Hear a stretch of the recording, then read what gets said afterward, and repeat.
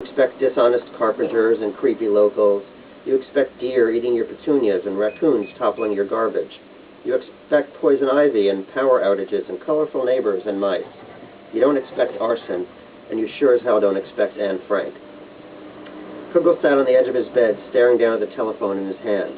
Behind him, Bree snored softly in her blissful, oblivious slumber.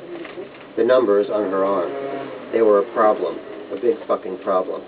If she didn't have numbers on her arm, he would have phoned the police immediately. Maybe not immediately. No need to frighten the child. But when they had gone, phoned the police without delay.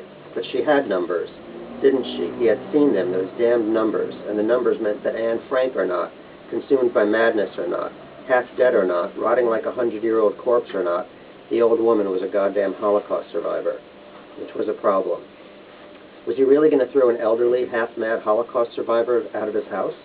Speak of madness, he could never do it. He knew that, even if she was old and emotionally damaged enough to think she was Anne Frank. Pity was a funny thing.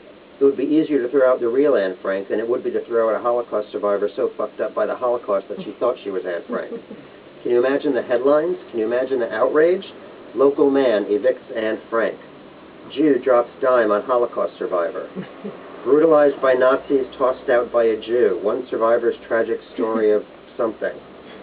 If he'd heard the story, he would join in the outcry himself. We were watching TV one night and the news came on, and they reported with all their practiced shock and disgust that a man had thrown an elderly, broken Holocaust survivor out of his home. Would he not share in their outrage? And wouldn't he be right to do so? The story gets weirder, the smiley anchorman would say. The homeowner was a Jew. Boy, oh boy, the smiling anchorman would add, now I've heard everything. Now I have heard everything. But what could he do? Let this crazy old woman live in his attic? It was absurd. For how long? A week? A month? A year? Until whatever Holocaust she thought she was hiding from came to whatever end she thought it would come to? Until she dropped dead? And what if she really was Anne Frank? It wasn't impossible. They'd found former Nazi officers in Rio, hadn't they? Ex-camp commandants in New Jersey. Why not a famous survivor in Stockton? Could he take that chance?